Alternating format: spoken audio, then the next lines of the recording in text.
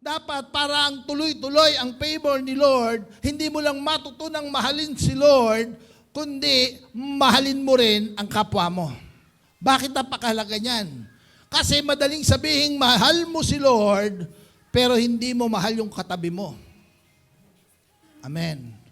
Pwede bang sabihin mong mahal mo si Lord, tapos yung mga tao sa paligid mo, yung kanyang mga anak, hindi mo mahal? Yan ang dyan natin makikita. Kaya nga, ang proof, ang katibayan na ang pabor ng Lord ay nasa iyo, kaya mo nang mahalin yung mga hindi kayang mahalin. Madaling mahalin ang mabait. Amen. Pero yung ilang beses mo nang pinagsabihan, kung ano nung pinopost sa Facebook, ilang beses ko yung pinagchichismisan, nakikita ako, nanggigigil ako sa ito. Meron ka bang tao na pinanggigigilan? Yung habang nagluluto ka, naggigisa ka, yung ginisa nagiging mukha niya. Yung parang, tayo po bilang mga anak ng Diyos, dapat tayo matutong magmahal. Ako minsan pag nagdadrive ako, pagka may mga kamoting driver, minsan may inis ako. Di ba? Minsan yung mga anak ko, Daddy, pastor ka. Nga pala, Lord. Di ba? Kailangan mo ng patience sa mga sasakyan. Kasi kailangan tayo, dinidevelop natin, mahalin natin ang mga tao sa paligid natin. Amen? Yung iba sa atin, kaya natin mahalin yung pamilya natin. Pero, mamaya pag-uusapan natin, paano yung mga hindi kamahal-mahal? Tingnan mo yung katabi mo, mahal mo ba yan? Ay, syempre, pastor. Ha? Paglabas natin dito, may mga tao ba? Lahat mahal natin. Listen, how we treat people determines how much heaven can trust us. Ang pagmamahal natin sa ibang tao, ang magdidetermine kung gaano tayo pwedeng pagkatiwalaan ni Lord. Kaya yung iba hindi pa rin natatanggap yung pagpapalang inihahanda ni Lord. Sabi na, hindi ko pa pwedeng pagkatiwalaan to. Bakit? Hindi pa parunong magmahal. Isa lang ang mahal. Sino rito, isa lang ang mahal mo? Sabi ng isa, si Lord, isa lang mahal mo. Sino? Sarili mo. Sabi ng isa, pastor, ako, 3 mahal ko. Aba? Sino yun? God the Father, the Son, the Holy Spirit? Hindi. Me, myself, and I. Yun din yun. Ikaw lang din yun. Amen. Listen. Heaven is not impressed by how loud we shout. Kanina nagpupuri tayo. Hallelujah! Lakas mong sumigaw. Minsan may mga ganyan. Pag nasa loob ng church, ang lalakas sumigaw. Hallelujah! Praise the Lord! Hindi na i-impress si Lord dyan. Hindi ko sinasabing masamang sumigaw para kay Lord. Amen. Abay, nagpapasigaw nga ako para kay Lord. Pero hindi nai-impress si Lord kung malakas ang sigaw natin. God is not impressed how gifted we are. Abay, talentado ka talaga. Tayo yung mga music team natin. Si Ethan, napakadaming talent. Alam niyo bang si Ethan marunong mag-drums? Hindi, nag-drums na nga kanina no? Alam niyo bang si Ethan marunong mag-gitara? Alam niyo ba si Ethan marunong mag-keyboard? Alam niyo ba si Ethan kumakain ng apoy? Ay, hindi niya naman ginagawa yan. Sobrang daming talent, pati kumakain ng apoy. Pero si Ethan, daming talent. Magaling sa computer. Magaling, alam niyo bang si Brother Ethan ay naging representative ng San Jose National High. Lumaban sa national ba yun? National game pagdating sa mga computer, sa mga research. Magaling mag-coding yan. Sabi ko nga, baka makagawa ka ng mga application na, alam nyo kasi sa Amerika, ang isang application lang pagka nakagawa ka ng napagandang application, abay binibili yan, $1 billion. Amen. Pero si Lord hindi na-impress doon. Yung mga teacher, alam nyo po, yung anak nyo po, ang galing po sa coding. Impress. Pero si Lord hindi na-impress sa ating mga giftedness. Amen. Yung iba sa inyo magaling mag-basketball. Yung aking anak po ay lumaban ng basketball nung isang araw, si Philip. Abay, nag-championship yung kanilang laro. Kinapos lang ng 4 na puntos. Grabe, ang ganda ng laro nila. Ay, silver lang po sila. Second place. Pero sabi ko, Philip, gumagaling ka nang maglaro. Dati po kasi kinuha po talaga si Philip na hindi po, siya po yung kinuhang mag-basketball na hindi marunong mag-basketball. Nung nakita, kasi sa elementary, nung nakita lang yung height, sabi nung coach, mag-try out ka lang, kuha ka na. Kasi yung kaibigan niya po ay captain ng varsity basketball sa LCC. Katabi siya, hanggang dito niya lang yung kaibigan niya. Sabi, sino yung kasama mo? Mag-try out ka, kuha ka na. Sabi ko, anak, pag na-try out ka, hindi ka nga marunong mag-dribble, hindi ka nga marunong mag-shoot. Pero nung napanood ko po siya, gumagaling. Si Rito may mga magagaling sa sports. Yun, mga varsitarian pala to. Ayan, Philip, yung mga mahilig sa basketball dyan. This March, plano natin magkaroon tayo ng mini tournament. So, siguro mga bata, kasi puro bata yung mga nagbabasketball. Tingnan natin kung ilang edad ang pwede nating gawan dyan, no? Gagawa tayo ng mga jersey tsaka lahat. Tingnan natin. Pero kahit gaano kakagaling mag-basketball, hindi na-impress si Lord dyan. Abay, nung kami po yung nanood, bago po naglaro sila Philip, nauna yung mga high school. Abay, yung isang player doon, napakagaling maglaro. Pagkatapos maglaro, lahat ng mga babae, mapicture. Sabi ko, grabe ba? Kakagulat. Talaga nagpapapicture. Selfie. Talagang inaano yung player. Kasi, di ba ganun yung pag magaling maglaro, na? Pag magaling ka maglaro, kahit hindi ka gwapo, gumagwapo ka talaga. Paano pa kung gwapo ka? Amen. Pero si Lord, hindi nai-impress sa galing mo, sa pagiging athlete mo. Punta naman tayo sa church. Kahit nasa loob ka ng church, nung nagte-training po kami, pinamemorize namin yung book of the Bible. At Eden, may utang ka pa. Abay, nagre-recite nila. Genesis, Exodus, Leviticus, di ba? Deuteronomy abay, nire-recite nila yung book of the Bible.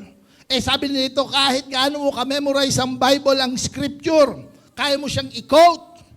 Heaven, don't impress by those things. Hindi na-impress ang heaven. Hindi na-impress si Lord doon. Ang nai-impress lang si Lord, heaven looks at how we love. Paano ka ba magmahal? Listen. God is not looking merely for ability. He is looking for reliability of the heart. Because loving people is all about the reliability of our heart. Tingnan nyo, ang sabi ng Bible in 1 John chapter 4, verse 20 to 21. If someone says, pag may nagsabi daw, I love God. Pwede ba sabihin natin, I love God? Pero sabi ng Bible, if someone says, I love God and hate his brother. Ano sabi ng Bible? Sinungaling ka. Sa English kasi, ang ganda pa po, he's a liar. Hindi, sinungaling daw. Amen? Abay, sabi mo, Lord, I love, iyak ka pa pag, Lord, I love you. Tapos pagka nakita mo yung kasama mo, galit ka, naiinis ka, you hate that person, ang sabi ng Bible, he is what? A liar. Sinungaling. Sino rito kailangan mong magsisi kay Lord? Lord, pasensya na, naging sinungaling ako. Amen. So ngayong araw na ito, may mga bagay na dapat tayong baguhin. Amen. Sabi ng Bible, for he who does not love his brother whom he has seen. Kung hindi mo kayang mahalin yung mga nakapaligid sa iyo na nakikita ng mata mo, paano mamamahalin ang Diyos na hindi mo nakikita? Dali sabihin, mahal mo si Lord. Hindi naman nagre-respond si Lord agad-agad. Hindi mo naman nakikita paano nagre-react si Lord. Amen. How can he love God whom he has not seen? And this commandment we have from him. Ito yung command ni Lord sa atin. That he who love God must. Okay, mga kapatid. Ano ibig sabihin ng must? Optional o required? Required ka, kapatid. Bilang isang Kristiyano, hindi opinion, hindi optional na magmahal ka ng kapwa mo. Yan ay utos. Required ni Lord. Sabi niya, kung sino ang magmamahal sa Diyos, dapat, yun yung salitang word sa Tagalog, dapat mahal niya rin ang kanyang mga kapatid sa Panginoon. Sinong una-una mong mamahalin? Yung kasama mo. na mananampalatayang nagwo-worship kay Lord. Amen. Kung kaya mo nga suportahan, mahalin yung hindi mo kapatid sa Panginoon, lalo na yung kapatid mo sa Panginoon. Sino rito kaya mo tiisin yung kapatid mo sa Panginoon naghihirap? Samantalang ikaw, napakasagana ng buhay mo. Wala kang ginagawa para tulungan sila. Where is the love? May kanta yan, di ba, Pastor? Where is the love? Naalala ko lang. Okay. Mahalin natin si Lord. Pero dapat yung pagmamahal mo sa Diyos nagpo-flow sa pagmamahal mo sa ating mga kapatid. Titigan mo nga yung katabi mo. Sabihin mo, I love you with the love of the Lord. Amen? Kaya ako natutuwa ako mga kapatid. Sabi ko nga kay Pastora, alam mo yung mga taga-Christ na unti-unti nang nagmamahal sa bawat isa. Amen? Sabi ko nga, si nanonood hi ulit kay Sister Liz. Sabi ko nga, si Sister Liz, wala namang kinikita yan pagka inaasikaso niya yung mga taga-Mulawin. Bakit pagka inisip niya, Pastor, yung mga taga-Mulawin, iniisip niya. Bakit? Kasi pagmamahal ang umiiral doon. Amen? Ba't kayo kailangan putahan? Buti sana kung yumayaman sila, Sister Lizelle dyan sa inyo. Wala naman eh. Amen? Sabi ko nga kay Pastor, ang laking ginhawa nung dumating si Sister Lizelle. Kasi dati po ako pa yung nagdadrive, meron pa po tayong Kia. Abay, dinadrive ko yan, pumupunta pa ako sa iba't ibang lugar, sinusundo ko pa. Ngayon, si Sister Lizelle na nag-aasikas. Minsan nga sabi ko, si Pastor, siya na nga, sabi ni Sister, wag niyo na ako na bahala dyan, Pastor. Ramdam namin ni Pastor yung pagmamahal ni Sister Lizelle. Bakit? Ayaw niya kaming nadidistorbo pag Sunday. Di ba? Kulang na lang sabi ni Sister Lizelle, mag-focus ka na lang sa pagpe-preach, Pastor. Huwag mo nang isipin yung mga sasakyan ng mga yan. Sino rito nag-concern ka sa katabi mo? Alam niyo, ang tunay na pagmamahal, hindi ka nag-iisip. Para saan sa akin yan? Ano makukuha ko dyan? Kasi self-serving yun eh. Amen. Ano bang makukuha ko dyan? Ano bang mahihita ko dyan? Minsan ang tao, gumagalaw tayo kasi may makukuha tayo. Pero ang pure na pagmamahal, wala ka nang nakukuha, nawawalan ka pa. Naku po, yun ang masakit. Sino rito kaya mo magmahal? Yung wala ka nang nakuha, nabawasan ka pa. Yan ang pagmamahal. Sabi rin ng Luke chapter 6:38, tingnan nyo kung paano ang principle ng Diyos. Give, and it will be given to you. Good measure, pressed down, shaken together, and running over will be put into your bosom. Listen to this. For with the same measure that you use, it will be measured back to you. Kung ano ang ibinibigay mo, ito hindi lang kasi, pag binasa nyo po yung particular verse na yan, hindi pinatutungkulan dyan ang pera.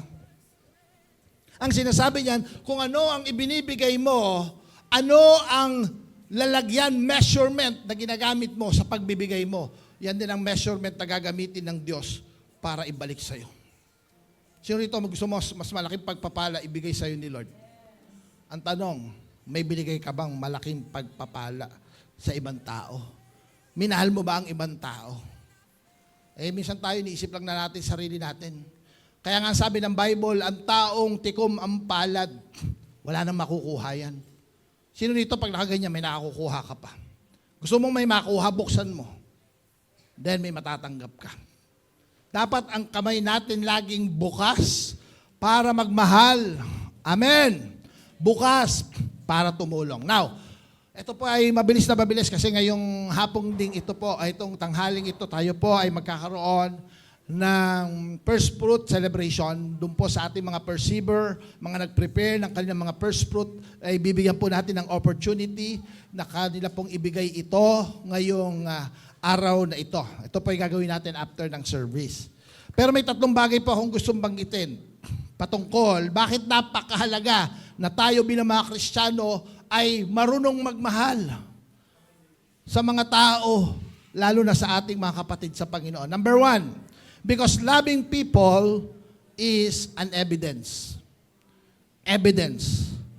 Love and identifies true disciple. Amen.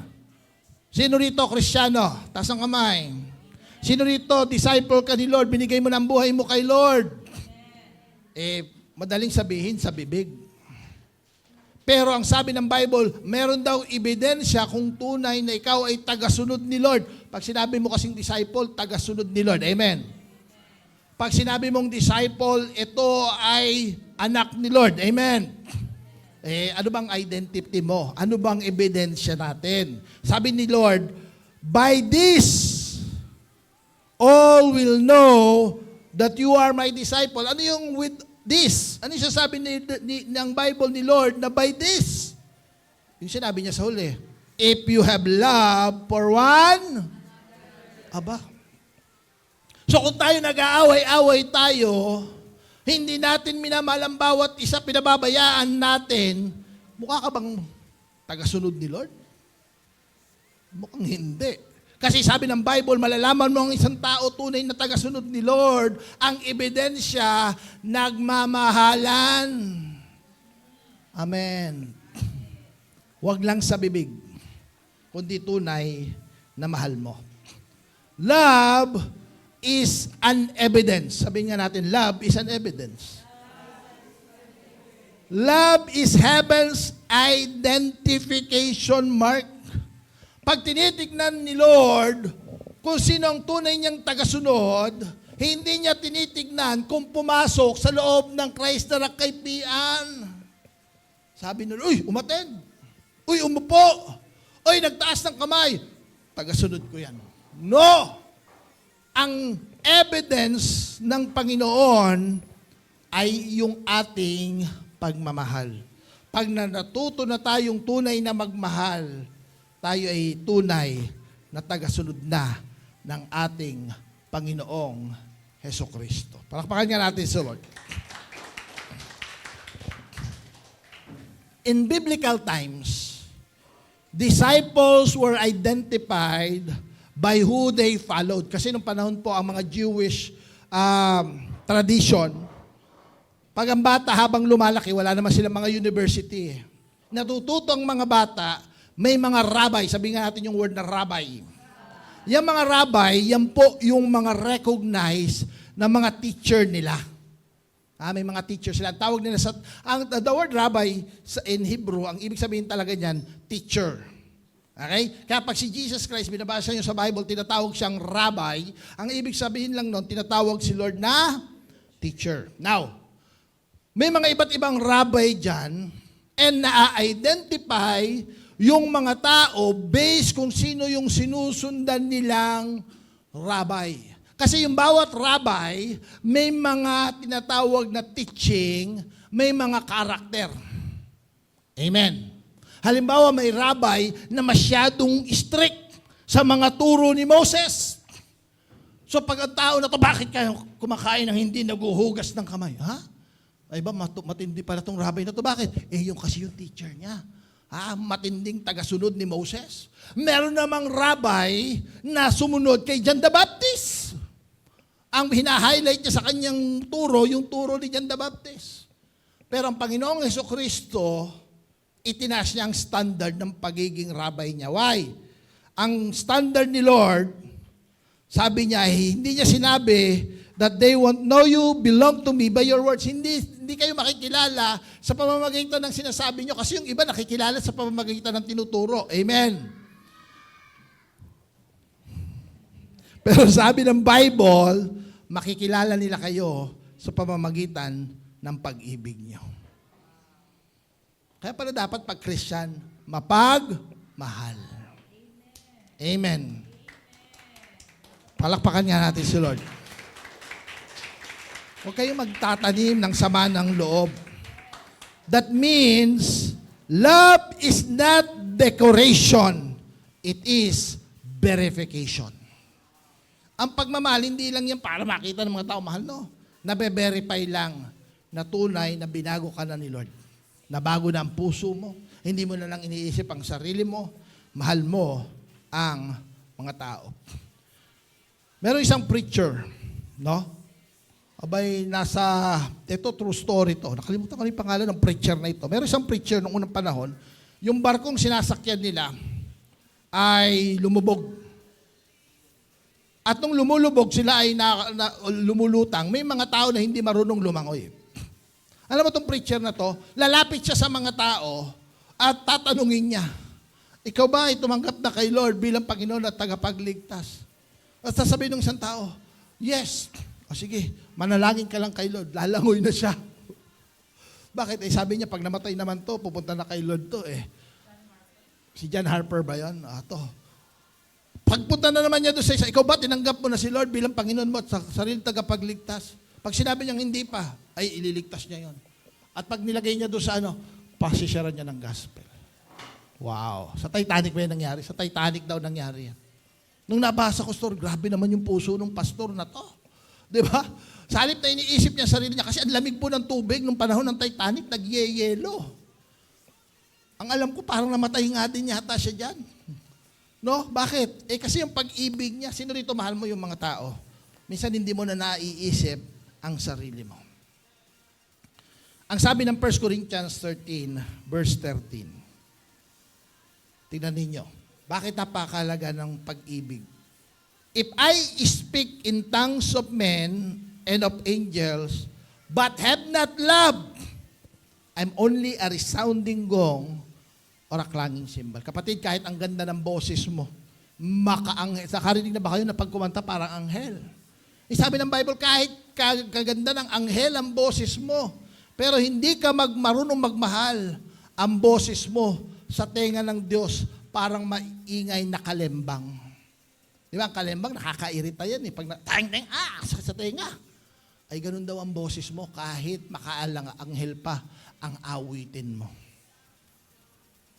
If I have the gift of prophecy and can fathom all mysteries and knowledge, and if I have faith that can move mountains, but have not love, I am nothing.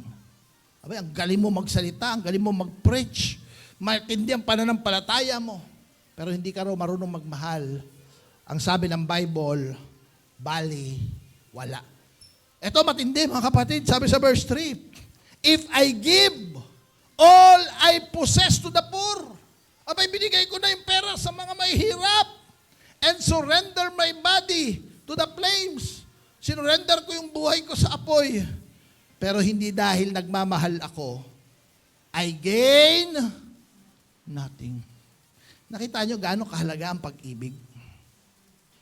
Amen. Kaya dapat tayo, bilang mananampalataya, we know how to love others. We don't just know how to do the ministry. Hindi lang tayo nagsisipag. Hindi lang tayo gumagawa ng mga iba't ibang bagay para kay Lord. Kasi yung iba gumagawa para palakpakan ng tao. Amen. Pero ang matinding pagkilos, yung walang nakakaalam. Tanging si Lord lang. Amen. Sabi ni Lord, itong anak ko na to, kita mo, nagsiserve sa akin, kahit walang makukuha, itong anak ko na to, hindi naghanap ng palakpak ng tao. Ang hinahanap lang niya, yung paano niya mamamahal yung kanyang kapwa. Sino niwala may puntos ka sa heaven? Amen? At yun ay magpapatunay na ikaw ay tunay na mananampalataya na kay Lord. Sino rito, dati, sarili mo lang iniisip mo, ngayon iniisip mo na ibang tao. Uy, mukhang totoo na. Pero kung hanggang ngayon, ang iniisip mo, sarili mo. Di ba? Uy, halika, punta ka sa ano. Di ba dati, meron nga dito, pupunta ka sa church, ikaw lang iniisip mo lang sarili mo. Pupunta akong church. Aba, maya ngayon, hindi mo na iniisip. Punta ako sa church, teka lang. Baka titignan ko lang kung oy, kumusta? Makakapag-church ko. Ba, may pinapaloob na gusto rin makasama yung iba sa church. Bakit? Iba na puso. Hindi na lang sarili ang iniisip. Iniisip din ng iba. Ang gusto niya, hindi lang siya makaranas ng pagpapala, pag-ibig ng Diyos, kaligtasan na nagbumula sa ating Panginoon, abay, dinadala na. Aba, sabi ng Lord, yung anak ko, may ebidensya na talagang tagasunod ko, disciple ko. Bakit? By their love, they will know that you are my disciple. Number 2, loving people is an expression. Pag sinabi nating expression, hindi lang galing sa bibig, hindi lang galing sa puso, ang tunay na pag-ibig, love in action. Love is an action word. Amen. Kaya nga yung title ng ating IRAC, Love is more than feelings. Yung iba naman kasi, pag Bakit mo ako mahal? Kasi nung nakita kita, parang may banda sa puso ko, dugo. Tumayo yung mga balahibo ko. Baka naman nag-LBM ka lang yan, kapatid. Para sa'yo, mahal mo na yon. Kasi hindi ako makatulog, iniisip kita. Pag-ibig na ba talaga yon? Because true love is not just feeling. Hindi ko po sinasabing pag nagmamahal ka, walang feelings. Totoo naman, pag nagmahal ka, may feelings yan. Amen. But it is more than feelings. May action. Ano sabi ng John chapter 15 verse 13? Tingnan niyo yung pagmamahal ng Panginoon. Ang sabi ng Bible, greater love has no one than this, that to lay down one's life for His friend. Yan ang tunay na pagmamahal ng Panginoong Jesus. Hindi sinabi ng Panginoong Jesus, mahal ko kayo. Bakit? Paano masabing mahal mo ako, Lord? Basta maniwala ka lang, mahal kita. Hindi. Sabi ng Lord, mahal kita. Paano ko malalaman na mahal mo ako, Lord? Binigay ko ang buhay ko para sa'yo.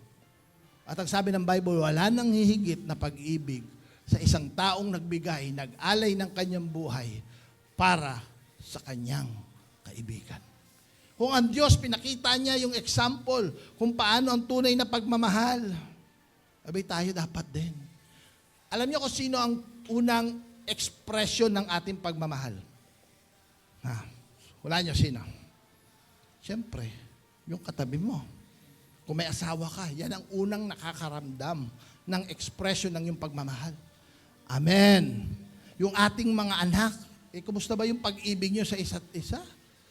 Nakakalungkot, no? Minsan, kung sino pa yung mga close, abay sila pa'y nagsasakitan. Minsan nga, sabi ko sa mga anak ko, kayo mga anak, magkakapatid kayo. Di ba? Yung iba sa inyo, ang babait nyo sa kaibigan ninyo, pero sa kapatid nyo. Tinitignan ko kayo, pag yung kaibigan nyo nanghingi ng pagkain, grabe, ang bilis nyo magbigay. Pero pag kapatid nyo, madamot kayo. Example lang po yun, hindi naman madamot yung mga anak. Di ba, sino dito yung gano'n? Yung minsan, pag ibang tao, ang bilis mong magbigay, ang bilis mong tumulong, ang bait mo, magalang ka. Pagdating sa magulang mo, hindi mo marespeto. Sabi ko sa mga anak ko, ikaw ba ginagawa mo sa teacher mo yan? Kaya mong sagot-sagutin ng ganyan yung teacher mo? Di ba hindi? Napakabait mo sa teacher mo, magulang mo kung sagutin mo. Tapos sasabihin mo, marunong ka magmahal. Ibig sabihin mo, kaya mo ginagawa yung pakitang tao ka sa teacher mo. Kasi siya nagbibigay ng grades. Bait-baitan ka, nakikita ka ng mga classmate mo. Pero sa magulang mo, palasagot ka, hindi ka marunong magmahal. The first expression of our love should be inside the home. Amen. Sabihin mo, mahal mo asawa mo, sinasaktan mo. Dapat ang babae, minamahal, ginagalang. Amen. I love you, sweetheart. Amen? Huwag kayong mag-away-away. Sabi ng babae, sweetheart, I love you. Parang Armalite. Kagigising pala nung asawa, pinagbabaril na. Nakakarinding salita. Yung ba pagmamahal? Is that an expression of love? Because love is an expression. Love is an action. Amen. Tapos pag tinanong ka, mahal mo ba asawa mo? Yes. Mahal mo ba magulang mo? Yes. Kailan mo nirespeto talaga ang magulang mo? Alam mo, pagod na yung magulang mo, ang daming ginawa. Maghuhugas ka lang ng pinagkainan mo, hindi mo mahugasan. Amen. Magpapaalam ka lang kung nasaan ka, hindi ka makapagpaalam, nag-aalala magulang mo. Pag sinita ka pa, galit ka pa. Ang higpit nyo naman. Di ba? Sino rito yung anak? Ayaw mo nasisita ka. Di ba? Ayaw mong pinagsasabihan ka. Pag pinagsasabihan ka, umiiba na mukha mo. Dati, pagtingin sa'yo, mukha kang anghel. Nung napagsabihan ka, nagmukha kang demonyo. Nagbagong anyo. Mga anak, sa mga young people na naririto, express your love to your parents. Love your parents. Huwag mong mahalin ang magulang mo kasi may nabibigay sa'yo. One day, ang mga magulang nyo, tatanda yan. One day, mawawala yung lakas niyan. Pag ngayon pa lang hindi nyo na matutong mahalin ang magulang nyo na nagpo-provide sa inyo, nag-aaruga sa inyo, one day, pag kumikita na kayo, lalong hindi nyo mamamahal ang magulang nyo. Kasi entitled na kayo. Sabihin mo sa katabi mo, kung yan ay kabataan, matuto kang magmahal ng magulang. Ha? Caleb, mahal mo ba magulang mo? Ba't para kilay lang? Ha? Philip, mahal mo ba ang magulang mo? Ayan. Ethan, mas mahal mo ba ako kaysa kay... Mabait yan si Ethan. Ayan, mahalin niya. Ay, yung mga, ito, daming kabataan. Kayo mga kabataan sa likod, mahal niyo ba mga magulang niyo? Ay, hindi nabibigay lahat ng pangangailangan niyo, mahal niyo pa rin magulang niyo. Parang, hindi ko alam kung oo ba yan or hindi. Kaya dito sa church, tinuturuan namin kayo, mahalin niyo magulang niyo. Amen. Pastor, yung tatay ko, lasinggero. Kahit lasinggero yan, binigay ng Lord yan, mahalin mo yan. Inutos ng Lord, honor your father and mother, hindi dahil mabait sila. Ang utos ng Diyos, basta i-honor mo ang father and mother mo, pagpapalain ka ng Lord. Mga young people, sino rito gusto nyo pang mabuhay ng matagal? Mahalin nyo ang mga magulang. Kahit anong ugali pa ng magulang mo, mahalin mo. Alam niyo ang pinakamasarap mahalin, ang tunay na pagmamahal sa ibang tao, yung hindi nila kayang suklian yung pagmamahal na binibigay mo sa kanila. Amen. Yung isang estudyante nga, nakakilala ko. Hindi naman siya pinag-aral ng magulang niya. Walang kakayanan. Yung magulang niya, salip na pag-aralin pa siya, may bisyo. Pero nung nag-aral sa Manila, sabi niya, mahal ko magulang ko. Pastor, ay kuya pa lang pala ako. Kuya Jun, pag nakapag-aral ako, nakatapos ako ng pag-aaral, yung magulang ko, dadaling ko sa ibang bansa. Abay, nung isang nung nandito na kami sa Bulacan, nakita ako sa Facebook. Abay, dinala na, nandun na sa Hong Kong. Kasama na. Sabi ko, yan ang tunay na may malasakit sa magulang. Amen. Yung ibang mga anak, pag nagtrabaho, pinababayaan na lang yung nanay at tatay. Yung iba naman, ginagawang parang basketball. Amen. Sino rito nakakaawa minsan yung mga magulang natin ginagawang basketball? Ano yung basketball? Kuya, ikaw naman, sa'yo naman si tatay. Tapos yung isa, ikaw naman. Palipat-lipat si tatay sa iba't ibang mga anak. Bakit? Basketball. Dito yan. Halagaan ko yan. Mamahalin natin yan. Kasi binigay ng Diyos sa atin ang ating mga magulang. Amen. Respect natin. Hindi dahil tayong may pera. Hindi dahil tayong may kakayanan. Hindi nyo alam nung baby pa lang kayo. Hindi nyo alam nung hindi kayo makahinga. Hinihigop ng tatay nyo ang sipon nyo. True story. Ako yung tatay na pag hindi makahinga anak ko, naawa ako, hindi makatulog. Si Pastora, hindi kaya ni Pastora kasi masuso kasi Pastora, sensitive. Sabi ko, kasi hindi kaya, di ba may ginaganon yung, hindi kaya Gagayon anak ko Lalo na si Ethan. Kasi si Ethan po, medyo maliit yung kanyang Talagang hinigop ko yan. Ang gawin mo, kumain ka muna ng asukal para matamis-tamis. Sabihin mo, mahalin mo. Yung mga magulang naman, mahalin nyo anak nyo. Amen. Yung mga anak natin, lagi nyong deklarahan, mga magulang tip ko, yung mga anak nyo, makukulit na. Dinideklarahan nyo pa. Pagka, ang bait-bait. Minsan may sinabihan ako, nakakatawa mo siya ng bait-bait. Naku, pastor, hindi mabait yan! Kung kilala nyo lang, hayaan nyo nang madeklarahan na mabait. Amen. Minsan kayo talagang nakadeklar, naku, maldita yung pastora. Naku, ano yan? Huwag nyo nang sabihan ng negative ang mga anak nyo. Sabihin ninyo, yan ay mabait. Pabait ng pabait. Di ba? Sabi ko nga minsan yung mga anak natin, hindi naman talaga malilikot lang.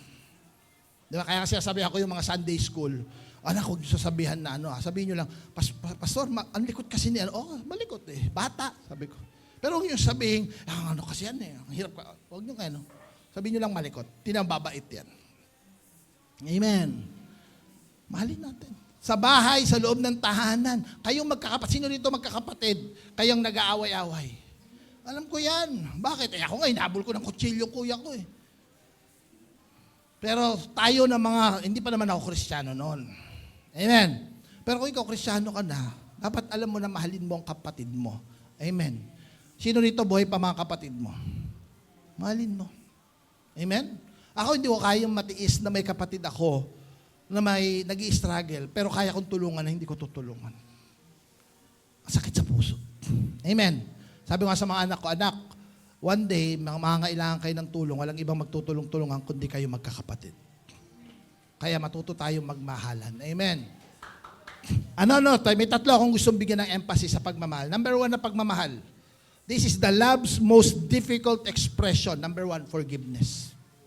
Ang totoong marunong magmahal, marunong magpatawad. Kaya kapatid, kung ikaw Kristiyano ka, mananampalataya ka, nandito ka ngayon, may tao ka pang hindi kayang patawarin, please, patawarin mo na. Because the hardest, the most difficult expression of love is forgiveness. Ang utos sa atin ng Panginoon sa Luke chapter 6 verse 37, judge not, and you shall not be judged. Condemn not, and you shall not be condemned. Forgive, and you will be forgiven. Kapatid, kung hindi ka marunong magpatawad, hindi ka makakatanggap ng kapatawaran kay Lord. Amen. Number 2, na gusto kong i-develop natin pagmamahal, generosity. Love in visible form. Yung pagmamahal na ramdam. Amen. Minsan sabi mo, alam mo, mahal kita. Sana maramdaman ko. Sino rito gusto nyo yung pagmamahal nyo ramdam ng mga tao sa paligid nyo? Yung pagka naalala nyo, alam mo, mapagmahal yun.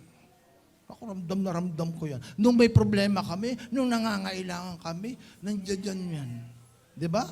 Pwede kasing wala ka namang mabigay, pero kaya mo magbigay ng oras. Amen.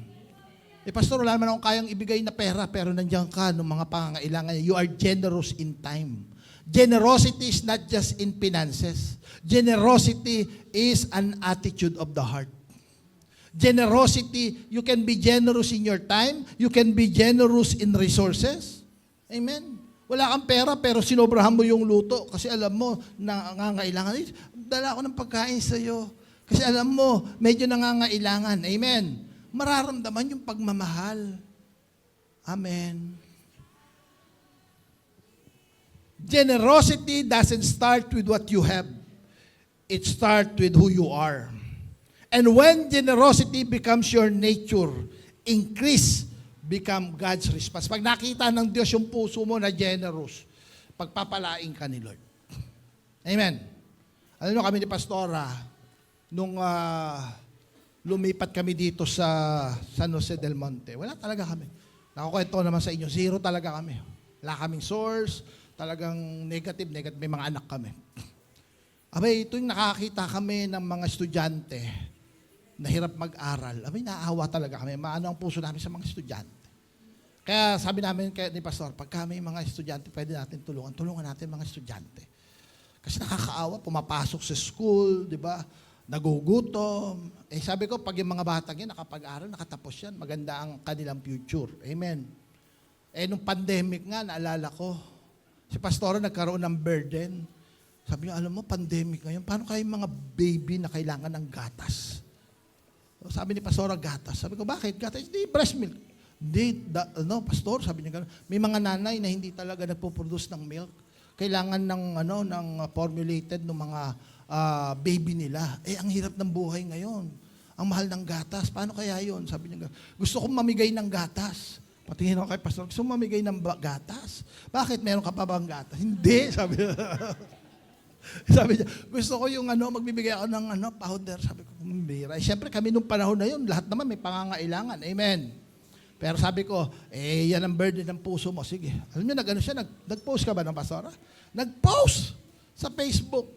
O baka po may mga nangangailangan ng gatas. Abay, may nag-response naman. Abay, sige po, ano po ba? Dadalhin po namin. Bona pa yung gustong bilhin ni Pastora. Inisip niya, ang kinumpute niya, bona na gatas. Magkano yung bona? Mga 200 lang yata yan. Bona. Abay, nag-reply naman yung kausap niya. Pastora, Anti-allergenic kasi yung aking gatas. Hindi daw yung Bona, yung mga anti-allergenic, parang mga nasa kulang-kulang 1,000 yata yung gatas na yan. Sabi ko, grabe namang gatas na ito, anti-allergen. Parang nag-allergy daw yung anak niya sa, sabi niya, nakausap na niya. Sabi ko, sige, gawin na lang natin ang paraan. Sabi ni Pastor, sige po, daanan niyo na lang po dito. Abay, ang sabi ba naman ng kausap niya, pasensya na po kayo, Pastora. Wala po kaming sasakyan. Ang hirap pong pumunta dyan. Baka pwedeng pa-deliver dito sa bahay, sabi ko. Kasi may motor naman kami noon. Wala pa kaming kotse noon, Pastora, no? Motor lang. Sabi ko, sige, deliver ko na. Motor. Punta ako sa may Tungko pa. Naalala ko sa may, Tungko. SM Tungko, tapat. Dineliver ko pa. Sabi ko, ganyan talaga pag nagmamahal. Amen. You go out of your way para gawin. Amen. Pwede ko naman sabihin, ba naman kayo na lang bibigyan ng gatas? Kunin nyo dito, kung ayaw nyo, wag na. Amen. Sino rito kaya mong mahalin yung kapwa mo? Be generous. Sabi mo nga sa katabi mo, be generous. Ha? Kung ano yung tulong nyo. Sabi ko nga, ang generosity, depende yan. Ano bang kailangan? Halimbawa, nakita nyo, walang tsinelas. Diba? Sabi mo, uy, nakita ko, wala kang tsinelas. O, ito, toothbrush. Ang kailangan, tsinelas, binigay mo ano? Parang hindi tugma. Amen. O, tingnan nyo, sino rito mahal mo yung mga kapatid mo sa Panginoon dito? O, tingnan nyo, ito sabi ko sa inyo.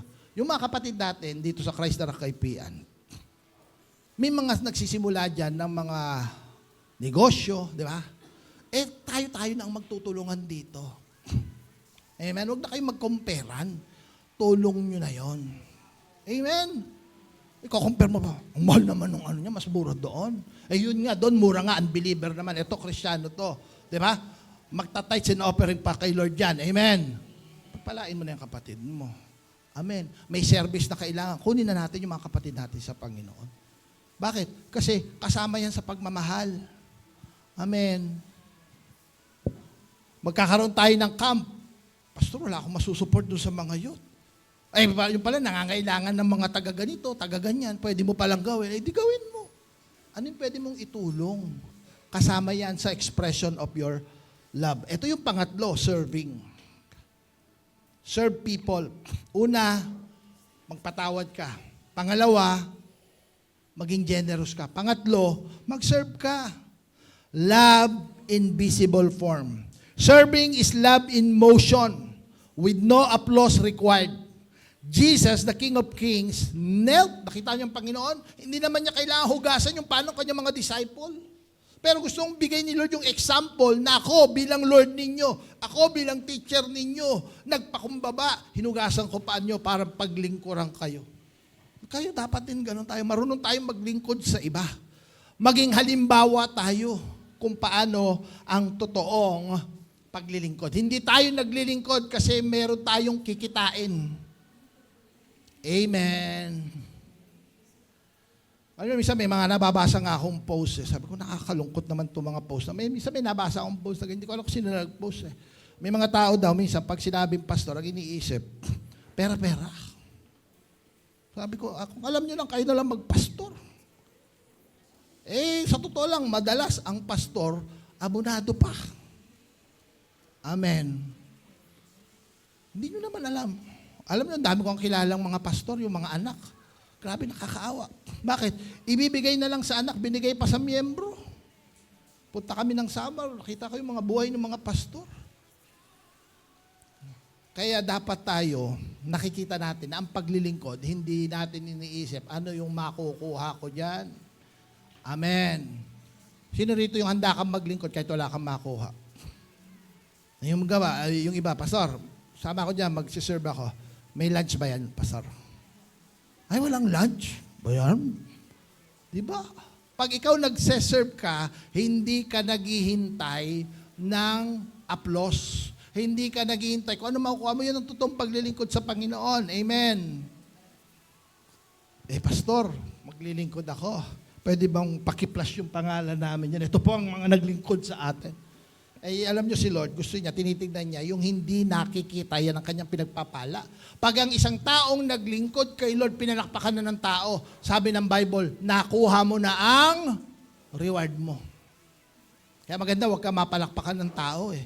Bakit? Pag naglingon ka na wala kang nakuha, si Lord ang magre-reward sa'yo. Sino naniniwala ibang mag-reward si Lord? Sino gusto mo mag-reward sa'yo? Tao o si Lord? Mas masarap mag-reward si Lord. When you serve people, especially those who can't repay you, you align yourself with heaven's value. Dito po tayo magtatapos, pangatlo, examination. Because love reveals the heart. Ang pagmamahal sa kapwa, ito ang nagpapakita ano ang laman ng ating puso. Examination. Ang sabi po ng 1 John chapter 4 verse 20 to 21. If someone says, I love God and hates his brother, he is a liar. For he who does not love his brother whom he has seen, how can he love God whom he has not seen? And this commandment we have from him, that he who love God must love his brothers also. Dapat sa pagpuso, sino rito niwala sa puso natin, dapat hindi sarili natin ang nagro-rule, ang nangunguna si Lord. Amen. When Christ rules our heart, number 1, love remains even when it hurts. Ang pagmamahal, patuloy yan kahit nasasaktan. Biro mo, minahal mo na, pagtalikod, kung ano-ano pa sinabi sa'yo. Amen. Alam nyo ba, sabi ko kay Pastora, tingin kaya ng mga tao, hindi tayo nasasaktan. Abay, ito, sabi ko, kami naman, hindi naman kami mapose. Sabi ko, di ba ito ginawa natin, mahal? Ganito. Tapos, umalis, ito pa sinabi sa atin. Ano ba ginawa natin sa kanila? Sabi ni Pastor, ano ba ginawa natin sa kanila? Wala. Huwag nating hayaan na yung mga sakit na naranasan natin dahil sa ginawa ng ibang tao, magpigil sa atin para magmahal. Amen. Sabi ko nga, tumulong naman tayo, no string attached eh. Sabi ko ganun, bayaan mo na yon. Sino rito, minsan ayaw mo na magmahal, ayoko na. Bakit? Ako nga, meron akong tinulungan, ganyan. Walang utang na loob. Huwag mo hayaan na pigilan ang pagmamahal mo. Ang totoong pagmamahal, kahit nasasaktan, patuloy magmamahal. Amen. Grace speaks louder than anger. Ang grace natin, kasama yan ang pagmamahal. Pag si Lord ang nagro-rule. Forgiveness becomes obedience, not weakness. Marunong tayo magpatawad sa mga taong nakapaligid. Pag sarili natin ang nagro-rule, ano nangyayari? Love is conditional. Mamahalin kita kung mahal mo ako. May kondisyon. Amen. Grace has limit. Hanggang dito lang ako. Forgiveness is delayed or denied. Anong sabi ng Luke chapter 6:45? A good man out of good treasure of his hearts bring forth good, and an evil man out of the evil treasure out of his heart bring forth evil. For out of the abundance of the heart, his mouth speaks. Kaya ang pag-ibig, malalaman mo kung anong laman tunay na puso. Di ba? Kung pangit ang laman ng puso mo, lalabas yan. Pero kung mabuti ang naman ng puso mo dahil nagmamahal ka, may pag-ibig ka, from the abundance of the heart, your mouth begin to speak. In Romans chapter 12 verse 18, ang sabi po ng Bible, if it is possible, as much as depends on you. Kanino raw nakadepende? Sa'yo. Ha? Live peaceably with all men. Mamuhay ka ng payapa. Huwag kang palaaway. Sabi mo nga sa tabi mo, huwag kang palaaway. Magmahal ka. Lalo na sa iyong asawa. James chapter 2, dito po tayo magtatapos mga kapatid. And after that, we will be praying. If a brother or sister is naked and destitute of daily food, and now one of you says to them, depart in peace, be warm and filled. But you do not give them the things which are needed for the body. What does it profit? Love doesn't just pray, it participates. Mahalaga ang panalangin, kapatid. Pero kung meron ka naman pwedeng maitulong, gawin para sa kapatid mo sa Panginoon, love participates. Amen. Let us become a community of believers na pag tinignan tayo ng Lord, masasabi ni Lord, itong mga anak ko, nagmamahalan sa isa't isa. Pwede po ba tayong tumayo?